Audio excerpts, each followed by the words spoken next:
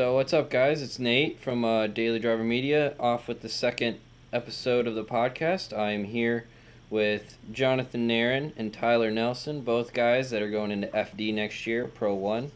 So Yep. kind of excited to see what you guys are. I guess we can first go into so how did this all happen? How did you guys get into Pro 1? What was the process like? And I guess kind of tell people who you guys are, and I mean, what's your big plans for the year? We went about it a lot different than most people, and that's why a lot of people think we're coming out of nowhere. Some people saying, you know, Yeah, we kind of skipped. It wasn't the skipped, standard way. I've seen a little bit of feedback online where guys are like, why do they get to skip to Pro 1 and stuff like that. I guess long story short, I guess we won't start from the very beginning when we started drifting, but No. I guess just to hit the Canada. Pro 1, I guess a little issue first is Tyler and I both got our Pro 2 license like in 2015, which was the first year they went to Pro 2. So we had that in 2015. We both got our license. We got a few licenses that year. I think he won Streetwise Drift, and I won the U.S. Drift Series that year, and I got second in Streetwise that year. So you could have won it in 3. You won one event in Midwest. I won an event in U.S. Drift. Yeah. I had some engine problems. We probably could have gotten like 5, but we didn't need them, I guess. But Yeah. that whole deal was just to I've drive with done. different drivers, different tracks, and really just kind of expand our knowledge on with other drivers, other tracks. Anyway, Pro 2 license 2015. So with the tire manufacturer we're working with at the time, wasn't an official tire sponsor of the series, which any tire has to be official partner with Formula Drift in order for you to run on them. Yeah. I've been working with the tire manufacturer at the time for a couple years at that point, and already had a good relationship. They were my title sponsor. They had brought Tyler on that year as well. Yeah. And it didn't really make sense for us to throw it away because we were in the process of trying to get him into Formula Drift. Yeah. Which is a whole other conversation in itself. It proved to be pretty difficult. So in the meantime, we went and ran the Pro Series of Canada, Formula Drift Canada. Yeah. Which is their official pro series, that and DMCC, but we went and ran FD Canada for 2 years as we were trying to get the tires into the U.S. series. The reason we went to Canada is they don't have a restriction on tires. Sizes, I don't believe was even issue. I don't think they have a restriction on anything. It goes off of international rules. Yeah. So for that, they got a lot more leeway to not have crazy stipulations and make problems. So they use international rules. It was a lot easier. But was there like a tire standard at some point? Like you couldn't just run straight No, I think there's slicks? some dudes on like 315s and they were in little RX-7s. Like, Run what you brung. So, Yeah. It's crazy how much it equaled out though. It wasn't like we were quick, but I mean, it really came down to setup. I mean, It you did. could have a good tire. I mean, the tire really helped, but you had guys out there making a ton of power. There was still not the fast cars out there running a big tire with making a lot of horsepower, and we were faster than a lot of the guys out there. So, and we were making definitely less horsepower than what a lot of other people were. we're probably But so I guess back to the Pro 1 deal. So we ran 2 years out there. We did really well. That was in 2016 and 2017. Yep. And first year we finished 4th and 6th out of like 30 drivers. Yep. The year after that we finished second and third. Second and third, And with multiple wins, and we 5 podiums. Yeah, we pretty much podiumed every event. If I didn't, he did. Yeah. And 1-2 finish. Yeah, 1-2 On top of finish. the, podium together. That was the highlight for That sure. was sick. I mean, that's the goal for 2020 as well. I'll touch base back on that. I want to touch base back on that event because it was probably my favorite event to date. Yeah. But I still watch it. so we petitioned. We put a petition in to go run Pro 1, and that was for 2018, which we got approved in 2018 and 2019, and obviously into 2020. But what held us back those couple of years, and the guys at FD knew the whole story, and what kept us from running was the tire manufacturer was not. We weren't misled, but we thought we was going to be able to get them on, and then just some directions changed for 2019 with them and in the direction that we wanted to go as well. So we parted ways. You know, I don't know if I even made a public announcement, but I did leave Zenna Tires, and both of us did, obviously. But that was, you know, the direction we wanted to go. We were wanting to go run FD, and this wasn't, you know, the stuff was staying kind of stagnant, so to speak. So that was, you know, it was a choice that we made, and here we are. Nice. So I guess to answer a lot of people's questions, you know, we went and ran.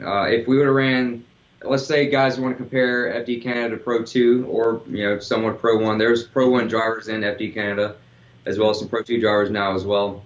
You know, we finished in the top 8 both years, which is what you had to do in Pro 2 to get your Pro 1 license. Yep. So that was, I guess, FD's thoughts behind it. And makes sense. as well as ours, you know, we proved ourselves there. So, you know, I'd say it wouldn't be good for us to go run Pro 2, but I think it was a step that we'd already went to. You know, we were already we had the budget to go run Canada, you know, 5 or 6 events, and you know, we'd already doing more than 4 events. So our next stepping stone for us was Pro 1.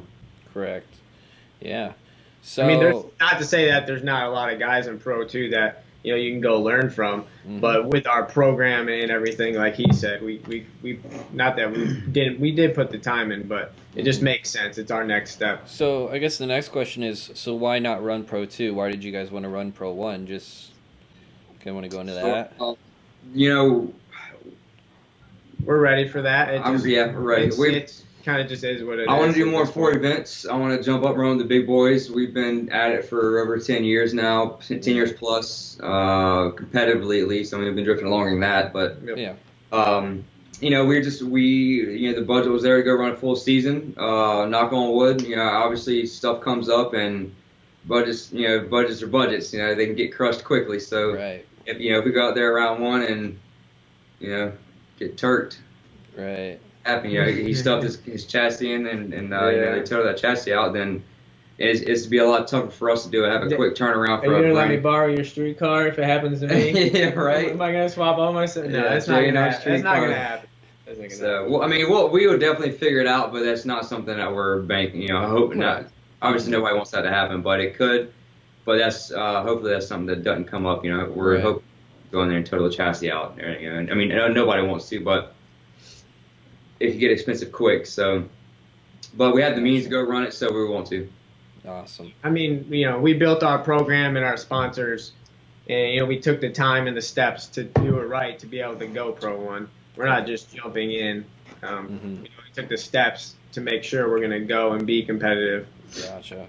So, you know, we've had the Mustangs going on a couple of years now. We can go step back into that, but you know, that was another reason that we didn't jump into it even last year before. Besides the tires, is we wanted to develop the Mustangs. You know, we had the 240s dialed in, and it's just a whole different ball game. And you know, it was good for us to step back some and you know, go to demos and do just fun events, so to speak, and really get the car set up so where it was, you know, we're not going out fighting issues the first year and just throwing away a whole lot of money, and the car's not capable or ready, and you know, they still may not be. You never know, but they're definitely a lot closer than they were last year and the first year we built them. So correct.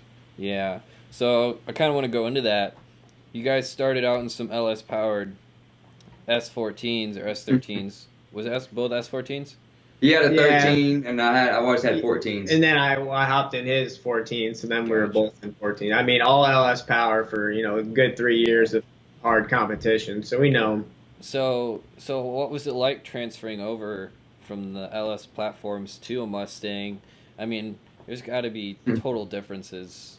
It's completely different. I mean, chassis and are you talking engine or chassis or whole package? Because first. You're fighting two things. Let's start with the chassis first. Let's talk about the different chassis and let's like kind of go into like the Mustang chassis itself and like what were your challenges and like what we might have different. Yeah, I was gonna say we'll separate this conversation. We might have different feelings on it. Why is that? I guess so. We can kind of go back and forth on the same topics, but I comparing the two chassis. I mean, not going into weight because you know it's a solid 500 pounds heavier. Right. You know, maybe 400. So that that alone is a complete difference. But I love the chassis. I think my car is hands down one of the best cars I've ever driven.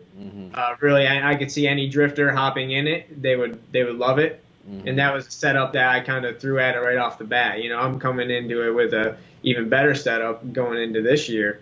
Right. With that being said, his S14 is probably also one of the sickest cars I've ever driven. I've had to have been in 240s, and I got in his, and it was amazing. Up until my Mustang, I didn't know a piece of metal on this earth could feel like that. So that's why he might have different feelings. I never really competitively drove his car. Yeah. That his car was sweet. But yeah, so what do you think on just comparing the two? Man. I like the Mustang. I think the Mustang has more potential for like a new 2020 style and drifting. You know, not that the 240s are kind of worn out, but just the aggressive nature, the body lines of the Shelby Super Snake. It's just more me, I feel like. So as I'm saying that, I did move my seat back in about the same measurement as my 240 to have my rear is the same as my it's the same vision. So yeah, I still have a little 240 in there, but yeah, I just love the new car. It's aggressive. It's me. What about you? All right. Mine was a little different. When I first got in it, this car, I mean, the Mustang is big. It is completely, just totally different, obviously, aesthetically. But, I get in the car first time after it's all set up, and it's, I have tons of room in here. I feel like I'm in a limousine in the back of it, when I first get in. Yeah. The 240 is tight, compact, and, it's, I guess I've just fit in there better. For what I'm used to. Now it's completely different just because I was used to, I've been driving a 240 for over, 10 years. So that's what I was used to. But, this is just literally just first initial thoughts of being in my competition Mustang. It was bigger, wider, and longer. So that took an adjustment to get to. And with not having any kind of prior, I guess, setup knowledge on ours. I worked on Vaughn's team for a couple of years, and I know some of his stuff, but it's still a completely different engine, chassis, and setup's completely different between his car and our cars. Weight, power, everything is just completely different. So any kind of knowledge I have, I guess, as far as specific setup on his stuff is irrelevant when it comes to our cars. Correct. But I kind of threw what I thought would be just an easy driving, generic middle of the ground setup in the car, and it just took getting used to. And then we just had some little suspension things and parts things come up that we didn't catch at first, and it just made the car unstable, and we ended up figuring out the issues. And after we kind of built a little book on some setup and getting everything feeling good, I absolutely love the Mustang. Around Road A when you did grid if I remember you being like, this is the most fun car I've been in. I love this car now. We made a couple few changes. Yeah. We went and ran grid life at Road Atlanta. Yeah. First lap on the track, I came in, I cut the car off, and I called Tyler. I was like, Tyler, this car is amazing. To me, I hadn't driven my car I was yet. sweating it because we went through a few events, and it was, it took some time for it to come together. But after with the setup we have in it now, it was good. I was actually nervous. Yeah, I was hyped. The first time at Charlotte, when in passenger, the first time riding with you. The hood's so high, it's harder to see out of it. You have a longer nose, and you were putting it on the spot, and we were ripping the whole Roval at Charlotte, fast. And I'm in passenger. Yeah. I wouldn't drive passenger with anyone. Jay Cash knows. He won't even ride. He bitches. He complains about it all the time. Jay Cash, I love you. Anyways, but and I thought we were gonna go off half the time, it was really weird. Being in the driver's seat, obviously I've gotten a little more used to it. Luckily, we drove them on the street for a little bit, so you kind of just get a feel of where the car is, parking and just whatnot. But yeah, I remember being a little nervous, like, all right, well, he's doing it. It gives you that confidence. I'm like, all right, I got this. But dang, I can't see how it's like you can at 240. Right. It was an adjustment. I love my 240 for different reasons. It's it's lighter. I mean, it's just a lot smaller car. But Yeah. Would you say the it's Mustang is easy? dope. Would you say it would be easier in competition setting to drive just because Not necessarily. I mean, I would because I could just easily say that about driving say I drove the Mustang for 10 years and then hop into a 240. It'd be easier for the first year of FD. Yeah, I just have so much Obviously, seat time in just it. because of that. Yeah. But I've probably done 15 events or so, Yeah. demos or just fun events. Mhm. Easier So- isn't better though. It doesn't mean that we can't perform better and have a better chance of winning with Right. these. So Well, Yeah, I guess the interesting setup. thing is like the changes. I feel like the biggest changes are going to be in your suspension setups compared to a 240, and just how you deal with the Absolutely. different weight and where that weight Yeah, yeah. is, and Yeah, everything about the geometry is completely different, especially the rear end of these Mustangs. They take a little work yeah, for what we're doing. yeah, a little different than. So, do you have what kind of suspension was in your 240s? We As run far as- ISR arms and then HSD coilovers, a set of two ways, and we just Modded had knuckles. modified stock knuckles. Yeah. Gotcha. What was your rear ends? All 4 9-inches. Dry Gotcha. shaft shop. Yeah, So we little- worked with Josh F. Shop to fabricate it, the IRS 9-inch into the factory subframe. Gotcha. Yeah, so that's like, it seems like some pretty standard stuff. But so for the Mustangs, did you have to make all this custom, or was there people out there to kind of talk to you about it, or was it just a lot of trial and error? Starting off trial and error. I mean, we have some connections in the Mustang world. You can't really directly go talk to your competition about stuff, but Right. They're actually pretty cool about it. I was working with Vaughn. We discussed some things, and JTP was actually super down to earth whenever he came out to Charlotte. Helpful, yeah. We did the demo on the Roval for 55 years of Mustang, and he's out there and super cool cat. So I'm looking forward to seeing those guys on the grid this coming year or this year.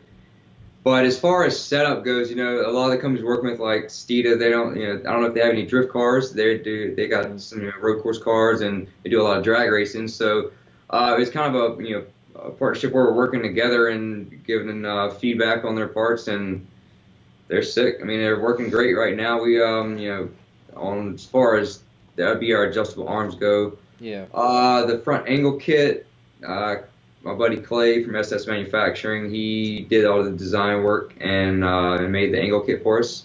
Nice. And that was really trial and error because there's so much adjustment in it. For the better, you can change exactly. your Ackerman, your camber is like with different. You can change the slugs in them so you can really have the lead wheel and follow wheel exactly where you want it throughout your curve. Yeah. And so that just takes time, seat time, because everything's gonna be dependent upon how the car's set up and how the chassis reacts and drifts. So it's one of those times just driving the car, and getting used to it and testing different setups. Yep.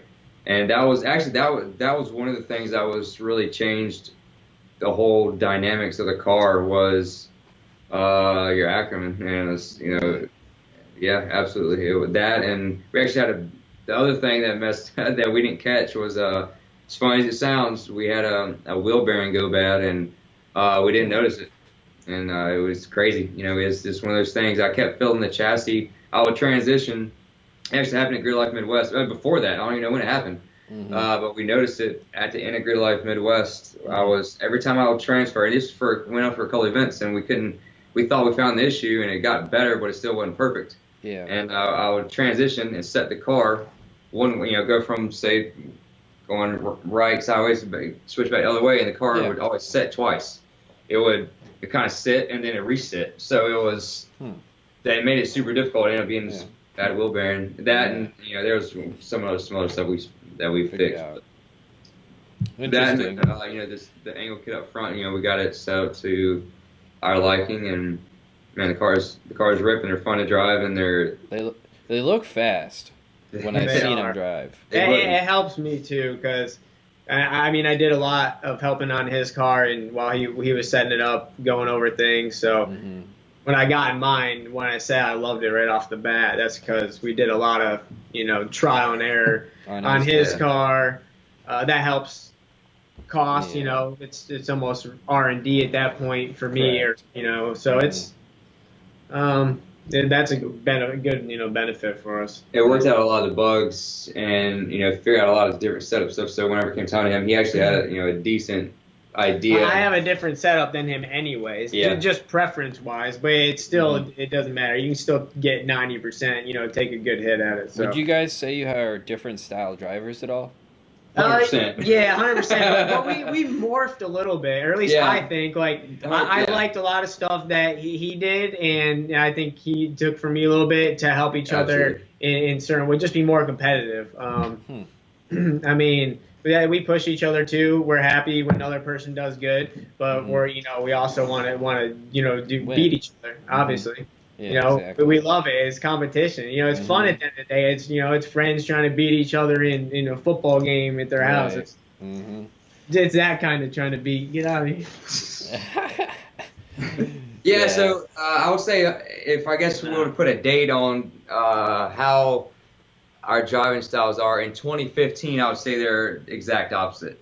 Now, like you said, we kind of took notes off each other and formed a stronger team. Yeah. So when you say styles, was there one that was good at putting up lead runs, and then there was one good at following, or so? I was probably started off being better at following, and he was a lot more dialed, like flowy angle, hit the qualifying line, and I was a little more Daigo, like B doors, and which you can't do. You gotta hit a good line too, right? And vice versa. And I started qualifying the best I did ever in the last 2-3 rounds. Yeah, you like in 2 and 3. Canada, and I swear, at least a good bit of it goes to him, just because I'm like, all right, I need to go out there and lay it down. I can do it. Because I go out there and hit it in race spec and just be ripping through the track. Yeah. And be a little off here and there. I just love that feeling. I love ripping. But that you need to hit your marks, and especially nowadays in FD, you got to hit. Especially when they put all that emphasis on the lead run drivers now. Now, I mean, even if you're braking in the wrong section, and you get hit, it's your fault. It was a good year.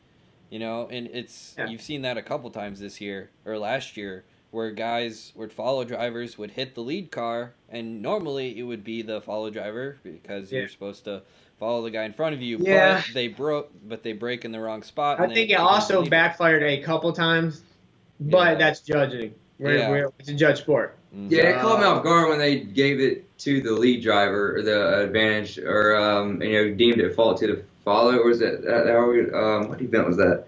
St. Louis. That was just maybe. I'm just guessing. The one I'm thinking. I'm sorry. Opposite way. They deemed fault to the lead driver. Was it? Wait, is that what it was? Forsberg, he got hit by Vaughn, I think it was. Yeah, that was it. Before that it was Meeks. It was Meek and Forsberg, and then the opposite thing happened. I think they called the opposite. Yeah, and then that caught me off guard. So, but I was happy for it. Yeah, so it's interesting, kind of watching how they, I guess, judge that. But it changes every year, so it'll be interesting to see with the new judge coming on, and see how he's gonna be a good judge. Yeah. At least a good addition. Because he's driven also in the last couple of years through competition, so he knows what it's recent. Yeah, I'm excited to see. Is it Robbie Nishida, right? Yeah. Did it just get released? Yep. Yeah, I've done a couple of judging events in real life and on the virtual drift and stuff, and I feel like it helps you. And being a driver, to be able to judge fairly. If you just kind of look at each car as like a blank canvas, you can really see. It's tough. I don't want to do it. I'm wore out by the end of it. I don't want to do it no more. I'm not doing it again. Yeah. So, but I'll be interested to see how judging is this year. I mean, that's always a big factor on how things go. So it'll be interesting to see if there's anything new comes out, or certain things they want to see from track to track, or see this year compared to years past. So I don't know. We're just excited. I'm ready. Yeah. So now let's get into the really fun conversation. You guys have been LS for the last couple years, and now you guys move over to the Ford stuff. Yeah. So I didn't know if you were skipping over that. We kind of breezed past that. No, we're gonna hit it. Don't worry. But it's got to be. There's, I mean, obviously they're both V8s, but there's probably huge differences. Yeah, I mean, obviously, when I was driving his S14, I had a stroke 6.2. It's like a 6.7. 6.7, 6.8. 6.7, 6.8. Dang. In a 2,900-pound car. Right. You can't really beat that. I can light them up going 5 mile an hour. Wow. You're also on a smaller tire. So. Smaller tire. So yeah. So you got to take that into account. But yeah, you can feel it. It feels slightly more like a turbo car, as he likes to say. It's got a little more of a build up. It doesn't. But I mean, a 5. And that's the Ford motor that you're talking about. Being able to make 900 horsepower off a supercharger. How efficiently it does, very easily. I mean, it's an impressive motor. Ford did a crazy good job with it. Yeah, I mean, we're turning more RPMs. We actually just turned the cars down. We were probably seeing them too high.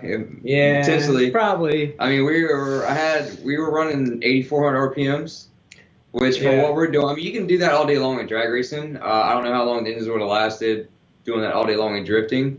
I don't know. They make plenty, huh? Yeah, I know some of the LS cars in FD, and I know they don't spin that high. No, the LS stuff doesn't spin as high anyway. You can build them to do that, but again, it's just how much money you want to spend. Yeah, I was turning my 240 conservatively, like 7,500. I could have sung it to 8, but again, it's about how long you want it to last. I'm still, that engine's still running, so. We were actually turning the power down on those cars. I mean, at the end, we're making less than 700 horsepower to those cars. Really? Yeah, mine was making like 650 wheel, and I think his made like 700, but he was on in like 8 or 9 pounds of boost. Nothing crazy. The Mustangs are making a hell of a lot more. I mean, I would say mid boost, maybe. I don't even know what you call it, but they're making like 900 wheel right now. Boost, I guess. Yeah. But as far as the power wise, I mean, there's good and bad to both. The LS is just a little more torquier down low. They had a smaller blower on them. You had a 2.3 on it, and with bigger bore, longer stroke, you're just, it was just in the cards. It's going to make more power down low. Yeah. Theoretically, but I say that looking on the dyno, the Mustang makes more torque and more power down low throughout the whole RPM range. Yeah. And 200 more horsepower and 100 more foot-pounds of torque. Yeah. So if you slapped in a 240, it'd be nasty. Yeah, it'd be ridiculous. So you're just not comparing apples to apples right now, because the Mustangs they're heavier, 200 more pounds. Bigger tire. You got a bigger tire on it. So you look at weight and then suspension or chassis geometry and how the car reacts, and bigger tire and a heavier car. So it's tough to compare them. I would say I had to drive my Mustang more like I don't even call it turbo cars. These turbo guys might get mad, like a turbo engine, but these turbo guys might not see it that way. A little bit more clutch kicks. I have to drive it harder. Yeah, a little bit more. Yeah, but I mean, we might have some special goodies, a couple parts we might debut that might help with the finding the right RPM. Yeah. Yeah. That's all I want to say right now. I was trying to come up with something clever. We're making a change, and not that we need to, because it works fine. Yeah. But we are making a change that'll change some of that scenario up, I guess. Okay. Cool. Well, we'll be curious to see how that goes. Yep. So one of the most interesting sponsors to me that you guys have is Shelby.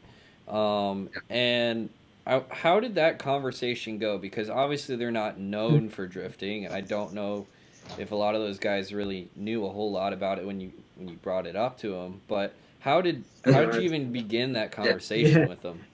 So I don't think it wasn't a conversation. There was a lot of conversations. I mean, it was still going now.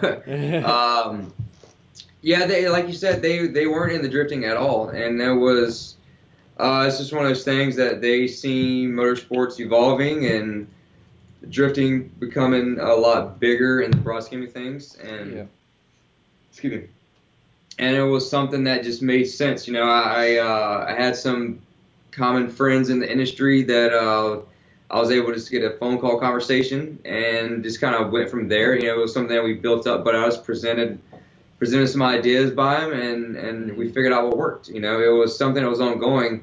Actually, matter of fact, a lot of people don't even know, but we were technically working our sponsorship, working together since like 2014, I believe. 2014. You know, and we didn't debut until like 2 years later.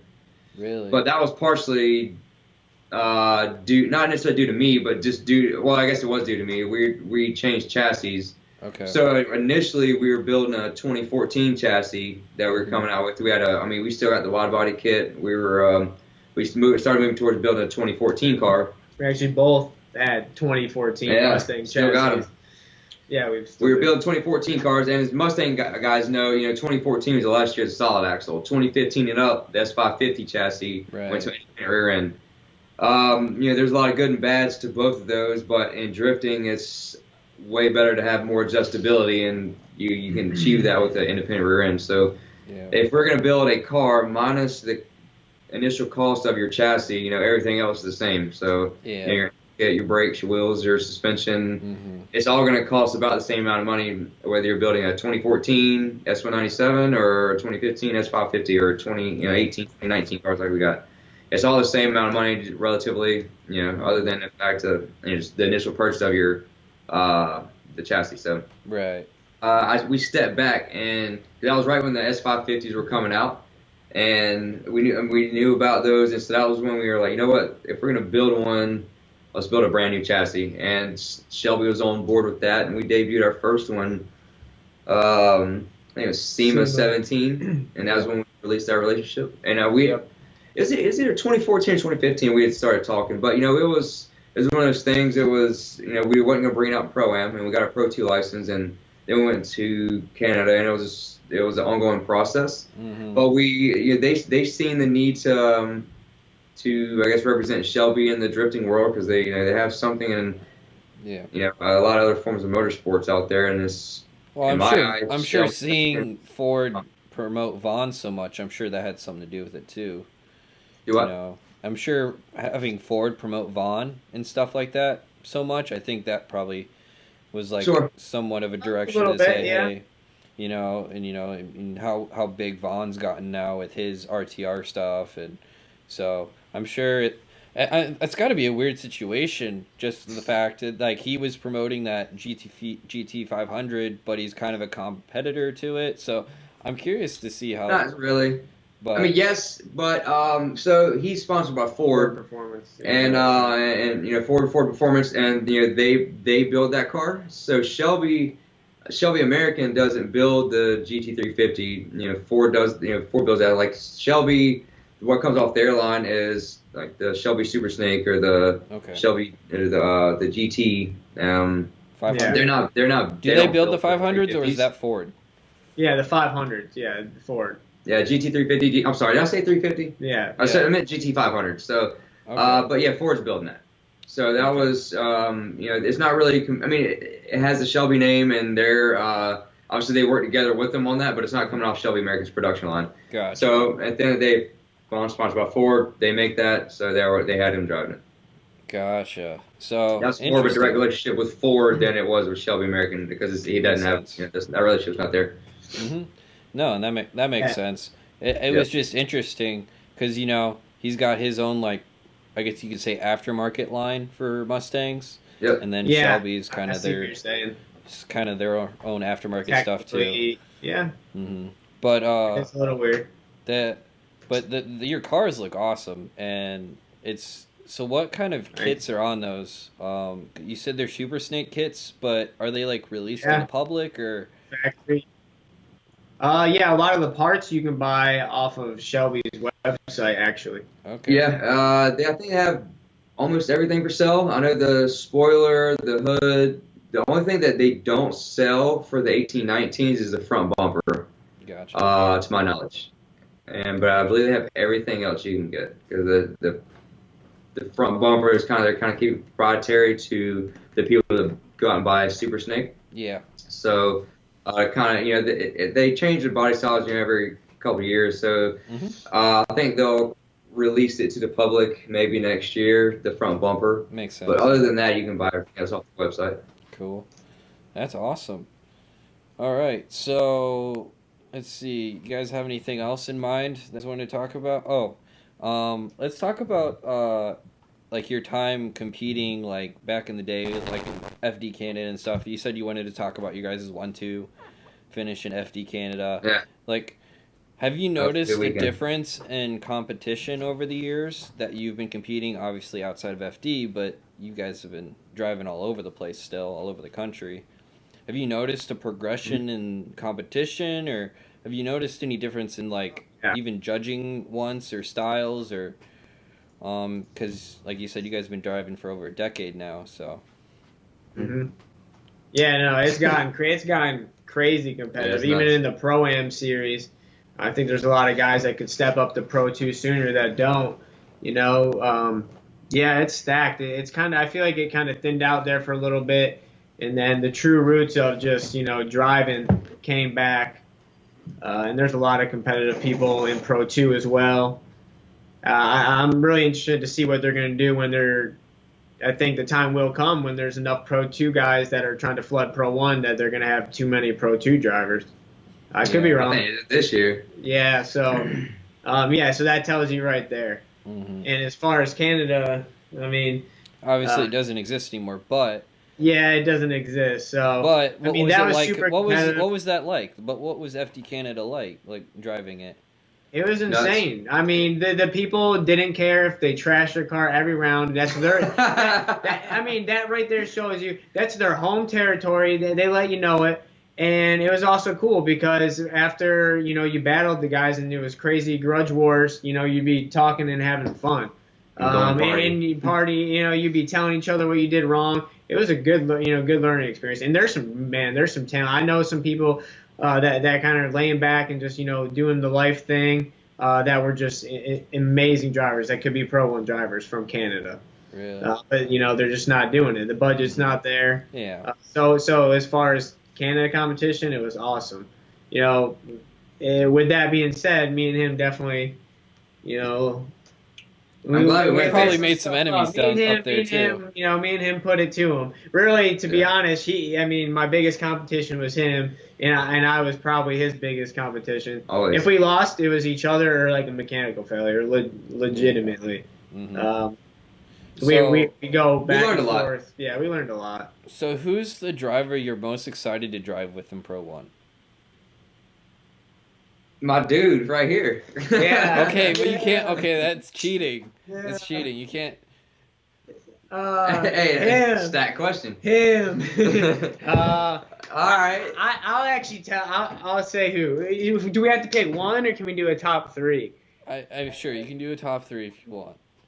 Thank you. And then can it be? It's not winning. It's just driving with, like, for the fun. That was the question. You gotta kill one. You gotta one, and you gotta marry one.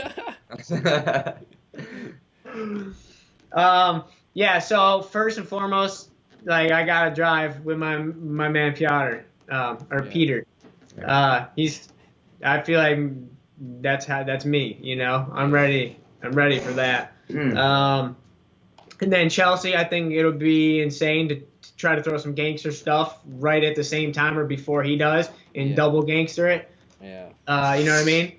I mean, you know what I'm talking about. That should be 2 gangsters. And then third, I just did a top 3 because I couldn't pick between them. So let's come up with a 3. Oh, Daigo. Yeah, I'll just pick Daigo because I want to try Daigo, which is he's probably gonna be fast in that thing. But that was just a quick answer, so I didn't let you have too much time to think. So you suck.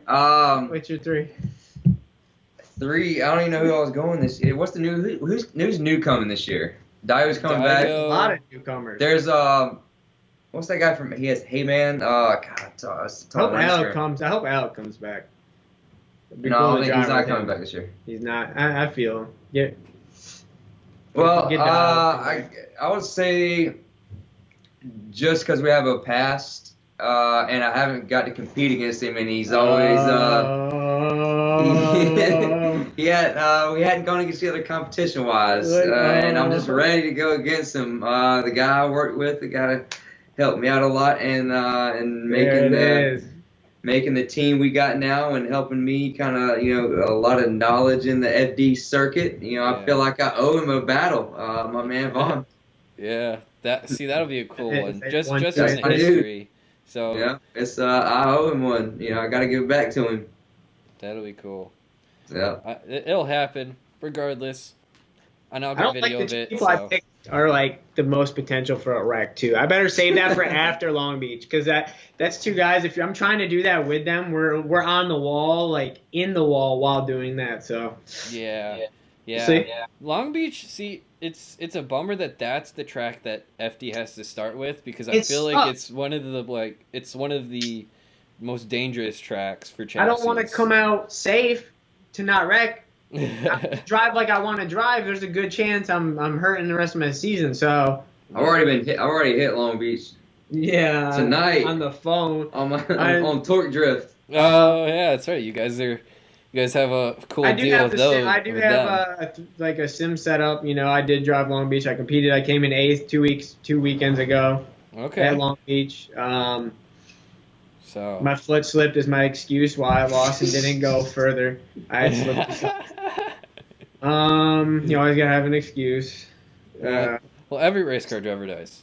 For everything, it's always somebody else's problem or somebody else's issue. Yeah, no, it does suck though. I mean, like my spotter Brandon, he told me that, and he told me this. I was like, I'm just gonna go 95. I mean, I can still do good. He's like, dude, you're gonna do 2 laps, be screaming in the mic, let's go, and you're not even gonna think about what you're doing. And he's right. We're not. You get in that instinctive mode, and you do what you do. So what will be done will be done. I'm going to be in the moment. Yeah. Awesome. Well, you guys have any other things you guys want to talk about your program at all, or things that would be good to promote or talk about? Because I'm excited just to see how you guys compare, because I've seen you guys drive outside of FD, and I know you guys are both great drivers and are always put on a good show, so I'm excited to see how you guys do with the big boys. But is there anything else that you guys kind of want to talk about with the program? Because I'll leave you with 2 things. An update, just some continuing stuff. So some of our bigger guys coming on, staying on board this year is Shelby American and CJ Pony Parts. Mm-hmm. So that's some of our bigger support for the year. Those guys are we got some cool things coming up for the release on our new designs of the cars later this before the season starts, obviously, but still a little bit of time out, because we're still working on the cars. They're stripped down right now. Yeah. So there's that. I'm also going to see you this week. Wait, what's today? I'm seeing you in like a few days. Like literally 3 days. I'm going to see you in 3 days at Clutch Kickers. I'm breaking the dust off the 240 and going That'll be a fun event. I want to get some competition in before the FD season started, because I guess we haven't competed like actual competition in a little while. But I mean, obviously we drove a lot, but it's it's a little bit different. So I'm gonna knock the dust off my competition. Not necessarily my competition, but my competition. I guess. Yeah, hiatus. Competition. my hiatus, and so that's this weekend. Last thing I'll leave you with is another little teaser. We got somebody new coming on board helping the program out this year. Okay. You talking like that? He's been in the what? So you mean like as a crew member or as a driver? Both. Ooh. Yeah, spicy. And he's been in the sport for a while too, so he knows his way around FD. Okay. Well, that should be interesting. Yeah. Tyler's over here like, I can't say nothing, but I'm trying. That's all you get. Hey, it might be linked to what I didn't say earlier. So. Yeah. Awesome. My closure. Obviously, we got a lot of sponsors and partners in all our social media platforms where you find us. We talk about them all the time, so we won't get crazy into that. But one person that is going to be with us all year is Daily Driver Media. Hey, there it is. Oh, Yep. good shout out. Good shout out. The whole season doing media for us. Yeah. It's free of charge. He's super not. I'm just playing. No, he does great stuff. Everyone knows him. I'm hoping he blows up even bigger. His raw daily clip, everything he does is what was awesome about drifting back in the day. He's bringing it back, and he's doing our media. I'm stoked. Yeah. Well, appreciate the compliment, guys. Yep. Again, it was awesome to have you guys on. I wanted to get you guys on pretty much as soon as possible, just because, you know, FD season is coming up kind of quickly, believe it or not, you know. Yeah, we gotta go back to work. It's February, and wait, is it 2 months? It's 2 months? Just say like 5. It's like 2 months, guys. 2 months. Stop. You don't even want to see what my car looks like right now. Yeah, you don't. It's raw. They're raw metal. We're crazy. Literally. Well, hopefully you guys got some good lighting in the garage there, because there's gonna be some long nights. Yeah, I mean, when you can make them a little bit better, you do it. Yeah, working every day. All right, guys. Well, good luck with that. Yeah. Again, thanks for taking your time out tonight to give me a quick talk too. And again, thanks guys for watching, and we'll see you next time. Cool. Thanks for getting rolling for us.